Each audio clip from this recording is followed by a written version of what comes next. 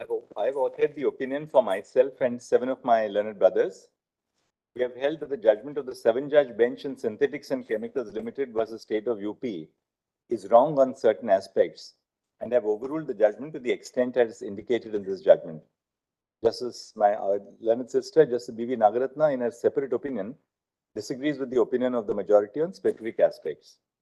The following were the issues which fell for our adjudication while deciding the correctness of the judgment in Synthetics. A, whether entry 52 of list 1 of the 7th schedule to the Constitution overrides entry 8 of list 2.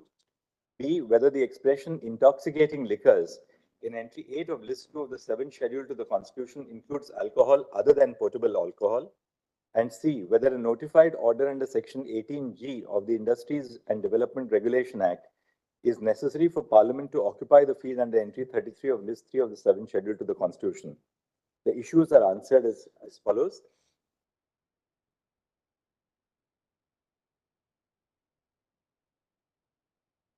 The expression that is to say in entry 8 of list 2 cannot be interpreted to circumscribe the scope of the entry. The words that follow, that is to say, are illustrative and explanatory of the scope of the provision. The expression does not limit the scope of the entry. Thus, the scope of entry 8 of list 2 cannot be limited to the production, manufacture, possession, transport, purchase, and sale of intoxicating liquor. Entry 8 in itself indicates that the intent is to ensure that it is read as broadly as possible. The entry seeks to regulate everything from the stage of the raw materials to the consumption of intoxicating liquor. Entry 8 of list 2 includes both the industry and the product of intoxicating liquor. The power of Parliament in entry 52 of list 1 is defined by the phrase control. The entry does not read as industries declared by Parliament by law to be expedient in the public interest. The entry states industries the control of which by the Union is declared by Parliament by law to be expedient in the public interest. The law enacted by Parliament must not be an abstract declaration, but must specify the extent of control that is necessary to be taken in public interest. The state legislature will have the competence to legislate with respect to the field which is not the subject matter of control. The legislative competence of the state legislature is only denuded to the extent of the control by the Union declared by the law of Parliament to be expedient in the public interest.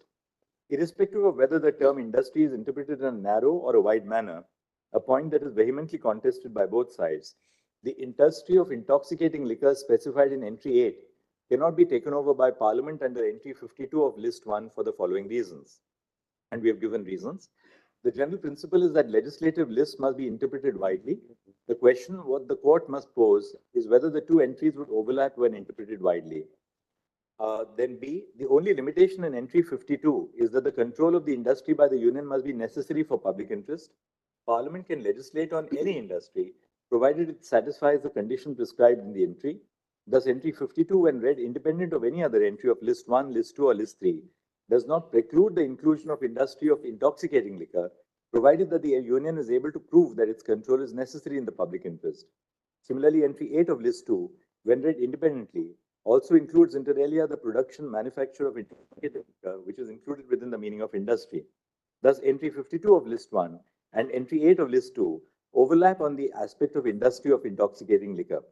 Entry 8 of list 2 is not subject to entry 52 of list 1. Thus, the state legislature has the exclusive competence to enact a law on the field in entry 8. The court must distinguish between entries that are expressly subject to entries in the union list and entries that are not. When one entry is not subject to the other, the court must harmonize the overlap of entries. The only way to reconcile the entries is either to exclude the industry of intoxicating liquor from entry 52 of list 1 or entry 8 of list 2. The court, while reconciling the provisions, must ensure that neither of the entries is rendered redundant. E. Entry 52 of list 1 is a general entry dealing with industry. Entry 8 of list 2 is a special entry dealing with one particular industry. The consequence of interpreting entry 52 to cover the industry of intoxicating liquor is twofold. First, it would amount to deleting the word production and manufacture in entry 8. And second, the state legislature also loses its exclusive competence to legislate upon the product of the industry, rendering entry 18.8 fully redundant. As a consequence, it is clear from the analysis of the judgments in F.N. Balsara and Southern Pharmaceuticals that the meaning of the phrase intoxicating liquor in entry 8 of list 2 has been expanded beyond the narrow definition of alcoholic beverages that produce an intoxicating effect upon consumption. Liquids which may contain alcohol and which can possibly be used or misused as intoxicating liquor have been included within the meaning of the phrase. The interpretation based on legislative meaning elucidated in Gannon Dunkley, which narrows the interpretation of entries, thereby creating an exception to the rule of wide interpretation, should only be employed by courts when the twin tests highlighted above are fulfilled. The tests are A, the phrase should have acquired a well recognized, definite, and precise meaning in law, and B, the legal import of the word must be practically unanimous. Additionally, we are of the view that the legislative meaning interpretation should be adopted only when the deviation from the popular meaning of the phrase is not too wide. The legislative meaning cannot be used to artificially narrow legislative entries. The definition of liquor in pre-constitutional statutes as liquids containing alcohol cannot be transposed to interpret the legislative entry. The phrase used in the legislative entry is intoxicating liquor. The definition of one part of the expression in statutes cannot be used to interpret expressions that are used to indicate a collective meaning, particularly when the common parlance definition starkly varies. The common parlance meaning of intoxicating liquor means liquor which causes intoxication, that is, which causes someone to lose control. Thus, the three-pronged test to identify if intoxicating liquor has acquired a legislative meaning has not been satisfied. And the Constitution uses three distinct expressions relating to alcohol: intoxicating liquor, alcoholic liquor for human consumption, and intoxicating drinks. The evolution of the entries in the legislative list indicates that it was a conscious decision to substitute alcoholic liquor with intoxicating liquor in the regulatory provision. It was also a conscious decision to use different phrases in the taxing entry and the regulatory entry. We do not think that it is necessary for us to lay down the contours of different phrases used in the Constitution. That is a decision for another day and in another case. However, it is still possible to draw some inferences from the different uses. The expression alcoholic liquor for human consumption and intoxicating drink are used in the context of consumption. However, the provision relating to intoxicating liquor is not limited to its consumption. It stretches to its production, manufacture, possession, transport, purchase, and sale of intoxicating liquors and beyond. The second difference is the use of the expression intoxicating instead of alcoholic as the adjective to liquor. The following inferences can be drawn from the above differences. A. Alcoholic liquor defines the scope of the provision based on the ingredient, that is, alcohol. In contrast, intoxicating liquor defines the scope of the provision based on the effect, that is, intoxication. Thus, even liquor which is colloquially or traditionally is not considered as alcoholic liquor may be covered by the phrase intoxicating liquor if it produces the effect of intoxication. B. Intoxicate means the ability of someone to lose control of their behavior. It could also mean poison. Thus, the purpose of substituting the adjective, which indicates the ingredient, alcohol, with the impact intoxication, seems to be to enhance the scope of the entry to cover liquor which has an impact on health. And C. The public interest purpose of the provision is evident from the accompanying word from the provision, which includes every stage from its production to consumption within the scope of the entry. The public interest purpose of the provision is also evident from the evolution of the entry. The relevant entry in the 1935 Act also regulated narcotic drugs and opium along with intoxicating liquor. References to narcotic drugs and opium were deleted to prevent its overlap with entries in the concurrent list. As highlighted in the previous section, a common thread that runs through alcohol, narcotic drugs, and opium is that they are products which can be noxiously used because they are also used as raw materials in the production of other products. It is clear from the above analysis that the meaning of the phrase intoxicating liquor cannot be restricted to potable alcoholic liquor, that is, alcohol that is sold as a beverage. Alcohol is an inherently noxious substance that is prone to misuse, affecting public health at large. The purpose of entry 8 is to cover alcohol that could be used noxiously to the detriment of public health. The entry covers all alcohol that could be prone to noxious use. It also covers variants of alcohol that are not used for the preparation of potable alcohol, but which could be misused to harm public health. This interpretation is in consonance with the mischief sought to be covered by the entry. Thus, while the entry covers ENA and rectified spirit, which are used in the preparation of potable alcohol, it also covers variants of alcohol, such as denatured alcohol, which, though are not used in the preparation of potable alcohol, are prone to be misused. Item 26 of the first schedule to the IDRA must be read as excluding the industry of intoxicating liquor as interpreted in this judgment. The holding in Tikaramji is not relevant to the dispute for the following reasons. We have interpreted the phrase intoxicating liquor in entry 8 to include ENA since it could be noxiously used. And, notwithstanding the above, if the ground for overruling the holding in Tikaramji is that manufacture or production cannot be disconnected from raw materials. It would also equally apply to the industry of intoxicating liquor covered by entry 8 of list 2. We have concluded that the words, that is to say, in entry 8 are illustrative. They are not exhaustive of the contents of the entry. Thus, entry 8 cannot be interpreted to exclude raw materials used for the production of intoxicating liquor merely because the entry does not expressly provide for them. On an application of the principle that entries ought to be interpreted widely, the raw materials for the production and manufacture of intoxicating liquor, as interpreted in this judgment, would be covered by entry 8. The issue of whether Section 18G of the IDRA covers the field of entry under entry 33 of list 2, list 3, does not arise for adjudication in view of the finding that denatured alcohol is covered by entry 8 of list 2. The reference is answered in the above terms. The registry is directed to obtain administrative instructions for placing the matters before the appropriate bench.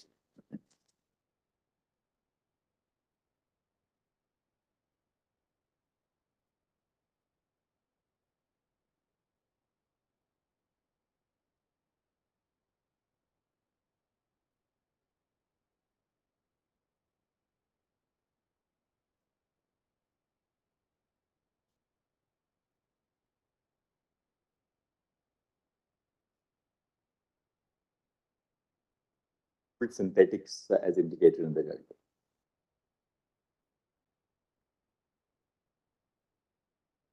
Management states can levy a fees or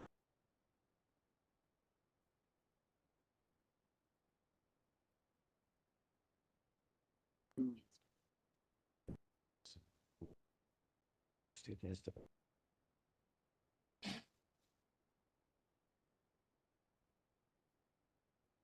very good.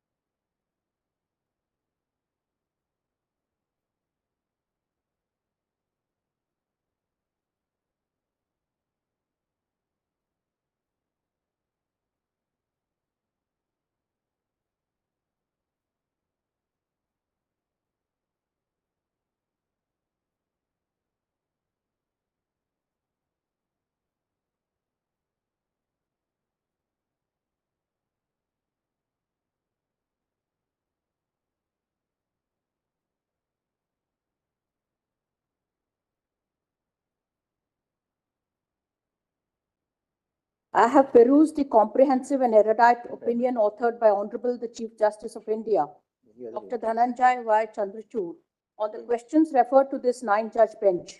I respectfully dissent on certain aspects of the said opinion and express my reasons therefore. The sum and substance of all the questions referred to this bench could be crystallized on the short point for consideration, namely whether the expression intoxicating liquors in entry 8 list 2 of the 7th schedule of the Constitution of India includes within its scope and ambit industrial alcohol, and consequently whether a state legislature has the competence to legislate on industrial alcohol. My short answer is that there is a lack of legislative competence in the state legislature when viewed from the constitutional framework and statutory framework of Industries Development and Regulation Act 1951, for short IDRA, passed by the Parliament on the strength of entry 52 list 1 of the 7th schedule, and having regard to section 2 of the said act, read with its various provisions and the first schedule thereto, particularly item 26, which deals with fermentation industries other than potable alcohol. However, the discussion on scope and ambit of entry 33A list 3 of the 7th schedule of the Constitution is distinct and shall be discussed later. Therefore, Synthetics and Chemicals Limited has been correctly decided by the 7th-judge bench of this court on the aspect of section 18G of the IDRA occupying the field, and consequently whether the state legislatures are denuded of their powers on the content of the subject matter of the said section in the context of entry 33A list 3 as per the first part of article 254(1) shall be adverted to later. I propose to discuss reasons for the aforesaid view. I have a lengthy judgment and therefore a lengthy index with 24 points, and they may be perused. Analysis. The survey of the aforesaid decisions of this court and their analysis clearly indicate the golden thread of continuity in all of them.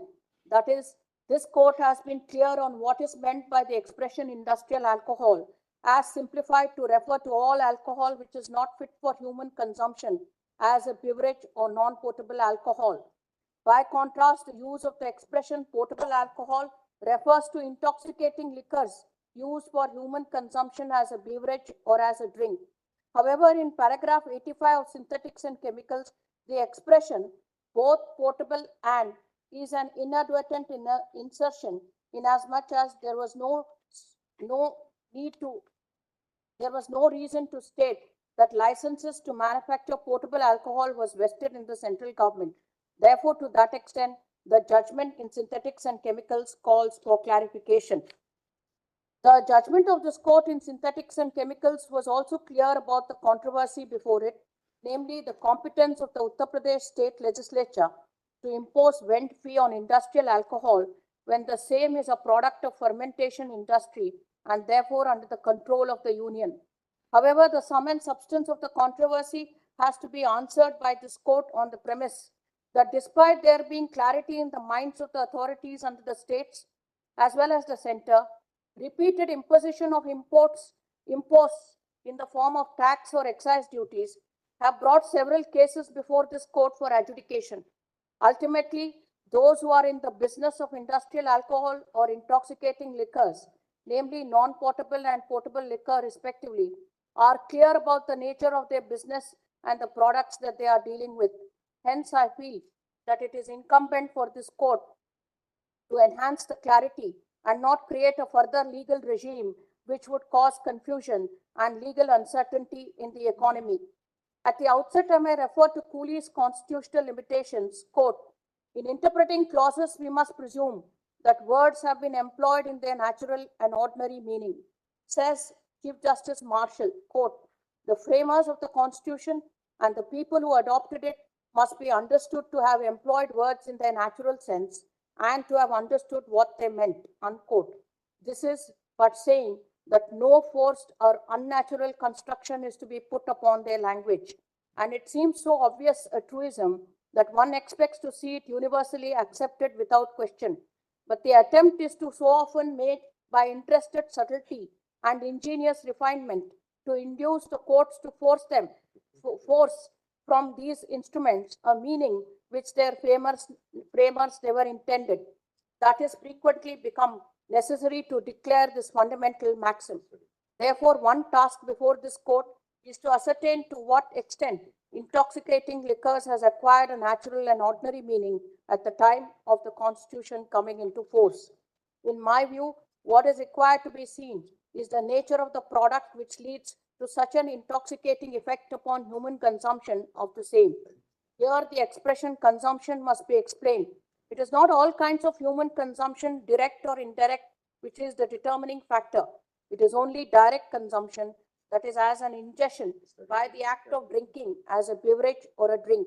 An indirect consumption by use of alcoholic liquors as a raw material for any other product, industrial, medicinal or a toilet item, cannot be included as part of Entry 8 List 2. Secondly, merely because there can be a potential misuse of industrial alcohol, for example, by converting rectified spirit as a beverage, which has an intoxicating effect, Entry 8 List 2 cannot be stretched to include such industrial alcohol. The prevention of abuse of industrial alcohol as a beverage is also covered under Entry 8 List 2. Thus, what is carved out of fermentation industries in Entry 24 List 2 is only intoxicating liquors used as a beverage and thus for direct human consumption. The said subject is placed in Entry 8 List 2. This would imply that the rest of fermentation industries would be within the scope and ambit of Entry 24 List 2, which is subject to Entry 52 List 1 and is a scheduled industry as per Section 2 read with Item 26 of the first schedule of the IDRA. One must also be cognizant of the fact that Entry 8 List 2 concerns itself with intoxicating liquors, even from a historical perspective. One must note that a construction of Entry 8 List 2 should not potentially give the states the legislative competence to legislate on industrial alcohol, which is a scheduled industry under IDRA. That entry 8 list 2, which deals with intoxicating liquors, cannot also subsume industries for manufacture of industrial alcohol, etc. Viewed from another perspective, the exception, that is the mischievous use, cannot lead to governing of the norm, original intended use, through such construction of entry 8 list 2. Put into practice, this would translate into legislative regulation of production, manufacture, possession, transport, purchase, and sale of the entire industry and product of industrial alcohol only because of its possible misuse or mischievous use. This reading would be tantamount to attaching to the constitutional intent an absurdity, that is, the part governing the whole, or in other words, bringing within the ambit of entry 8 list 2 something which is an exception as a main aspect of the entry. A power to legislate as to the principal matters specifically mentioned in the entry also includes within its expanse legislation touching incidental and ancillary matters. However, ancillary matters by a backdoor cannot be included within the entry beyond what is covered as the principle. Herein, the ancillary matter being prevention of mischievous use of industrial alcohol would be within entry 8 list 2, but industrial alcohol as such would not be included. Merely because industrial alcohol by a process can be converted to alcohol for human consumption as a beverage, that does not mean that the state legislature can regulate industrial alcohol. On the other hand, the states as per entry 8 have the power to regulate intoxicating liquors, which is for human consumption as a beverage, and is in that regard have the power to prohibit industrial alcohol being converted to alcohol for human consumption as a beverage. This is in order to protect the health of citizens, which is a direct principle of state policy and Article 47 of the Constitution, and in order to prohibit unauthorized use or misuse of industrial alcohol produced in the state from being converted and sold as intoxicating liquors meant for human consumption as a beverage. Then I have looked at the matter from another perspective. One of the contentions raised in this batch of cases is with regard to whether the central government has to, in fact, issue a notified order with regard to regulating the supply and distribution and trade and commerce of any article or class of articles relatable to any scheduled industry, so as to indicate that the state legislature cannot pass any legislation under entry 33A list 3.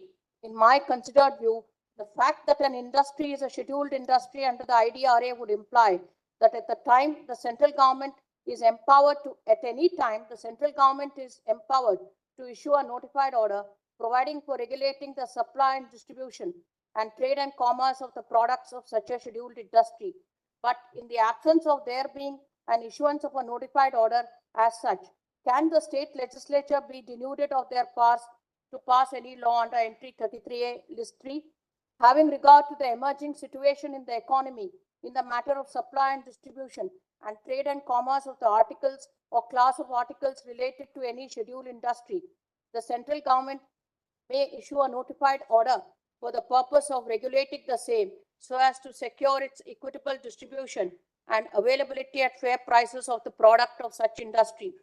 Situation may suddenly arise, make it or expedient to issue a notified order under Section 80G of the IDRA. One cannot envisage the emerging circumstances in an economy such as the Indian economy, where the need for issuance of such a notified order would arise. It could be, for instance, to curb hoarding and black marketeering of a particular article of a scheduled industry in order to stifle price rise. It could be for ensuring a minimum or maximum price for any article related to a scheduled industry, which is a raw material or ancillary input for a product or article of another scheduled or non-scheduled industry. Sudden rise in prices of commodities or articles relatable to any scheduled industry due to natural disasters, floods, famines, financial emergency, or such other reasons could necessitate issuance of a notified order under Section 80G of the IDRA. Of recent occurrence is the COVID-19 pandemic, which would have necessitated issuance of notified orders on certain articles relating to scheduled industry. The field of legislation must therefore be left open for the central government to act by issuance of a notified order as and when thought necessary or expedient to secure an object stated in the said provision.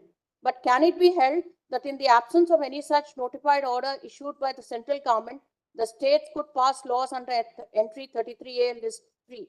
Would it lead to a legal confusion and an overlapping and contradiction? This is because if it is held that in the absence of there being a notified order actually issued by the central government under Section 18G of the IDRA, the states are empowered to pass laws under Section 30, entry 33A list 3, and such laws are in fact made under the aforesaid entries by the states, and the central government subsequently decides to issue a notified order under Section 18G of the IDRA.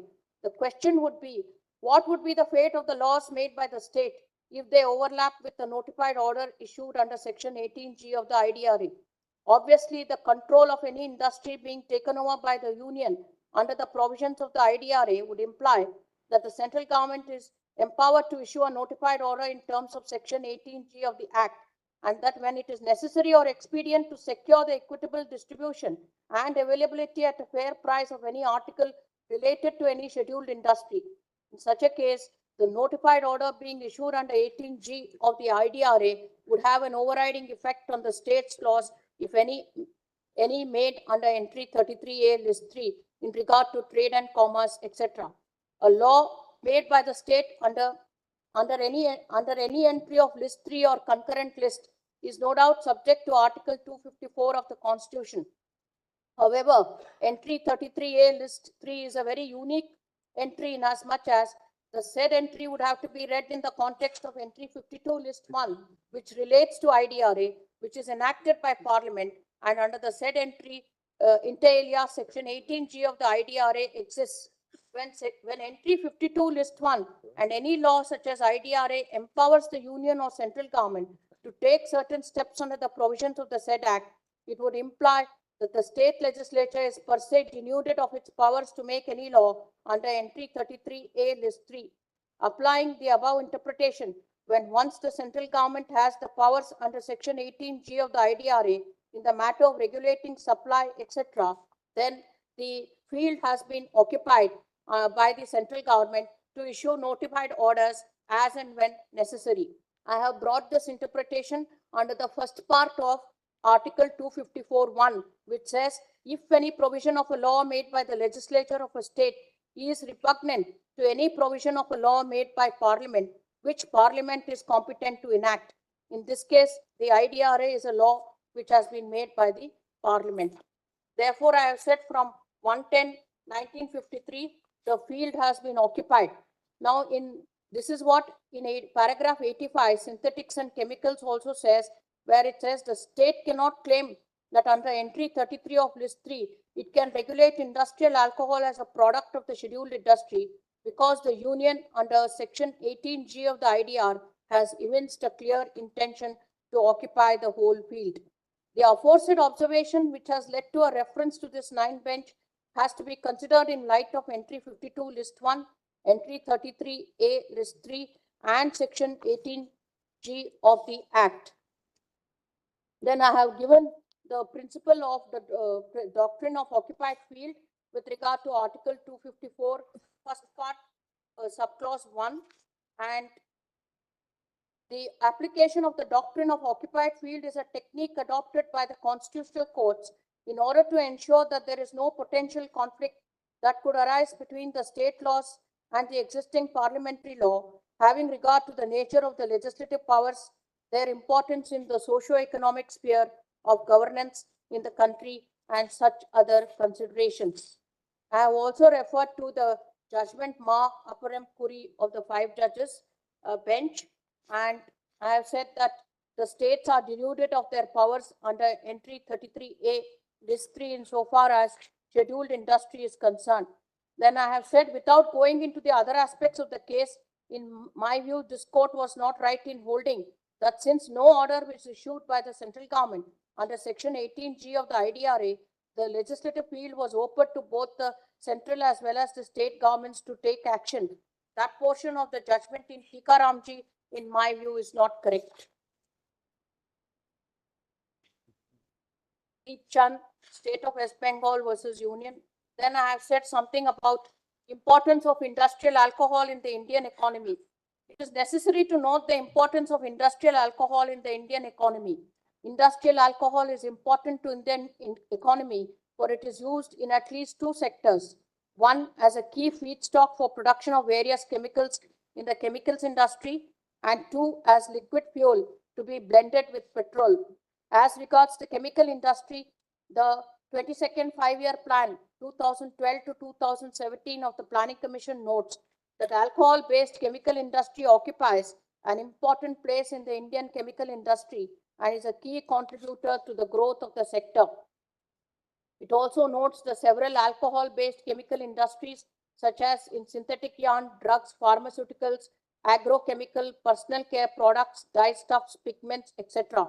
Then with regard to the contribution of ethanol blended with petrol EBP program of the Government of India, I have referred to the unstart question of 20th December 2023, where the Minister of State for Ministry of Consumer Affairs, Food and Public Distribution has said as to how the Government of India has been implementing EBP programs and has fixed the target of 20% blending of ethanol with petrol, and how the capacity must increase from up by in 2025 to 1,700 crore liters for the meeting the target. Then I have given the Ministry of Petroleum and Natural Gas, Government of India, their ethanol-based growth story.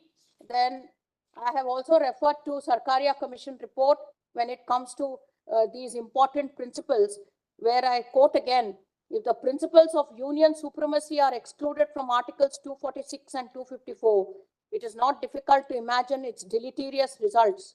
There will be every possibility of our two-tier political system being stultified by interscene strife, legal chaos, and confusion caused by a host of conflicting laws, much to the bewilderment of the common citizen.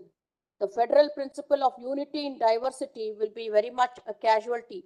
The argument that the states should have legislative paramountcy over the union is basically unsound. It involves a negation of the elementary truth that the whole is greater than the part. My opinion basically goes in favor of parliamentary supremacy, subject to whatever has been clearly reserved for the states under list 2. Then I have given my conclusions on interplay of legislative entries. Then I have given effect of overruling synthetics and chemicals. To the effect of overruling India Cement, I had 8 reasons, but here I have 9 reasons as to what would happen. And ninthly, I would say the Amendment Act 2016 has brought much needed clarity on the issue and is the correct position of law compatible with the scheme of legislative competence as under our Constitution. I have already held that merely because industrial alcohol can be easily manufactured into or misused to becoming industrial alcohol would not grant states the competence to wholly regulate industrial alcohol. State legislatures only have legislative competence over what is intoxicating liquor as a beverage. Therefore, the judgment in synthetics and chemicals is good law and was most correct in postulating that state legislatures will only have the competence to prevent misuse in interest of public health.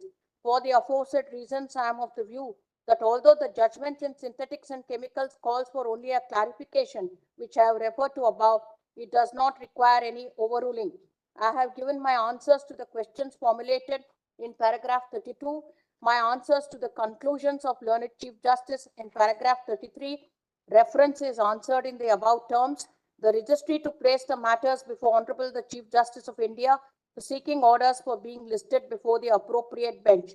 I must place on record my sincere appreciation to the learned Attorney General, learned Solicitor General, and their teams, learned Senior Counsel appearing for the respective parties, learned Instructing Counsel, and learned Counsel for the respective parties for their valuable assistance in this bench, to this bench. Thank you.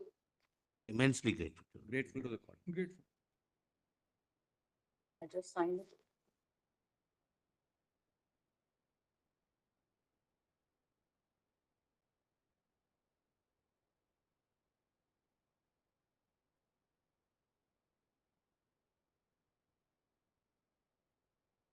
Last word on the matter to my learned brother, Justice Rishikesh Roy. With your permission on both sides.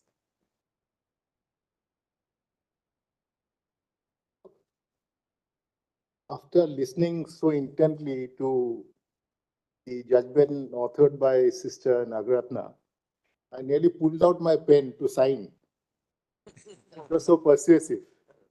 Uh, this is perhaps the second time in a 9-judge bench combination we are sitting, and she's given a dissenting judgment. I counted 8 reasons while I was reading the judgment a few days earlier, but she clarified that 9 judges. But in any case, the judgment is now delivered. And since the case relates to intoxicating liquor, so I would suggest to the winning side that happy hour begins now. But for the losing But- side but don't- also, Yes. they need alcohol, the same thing. The embrace, and but don't lose control either way.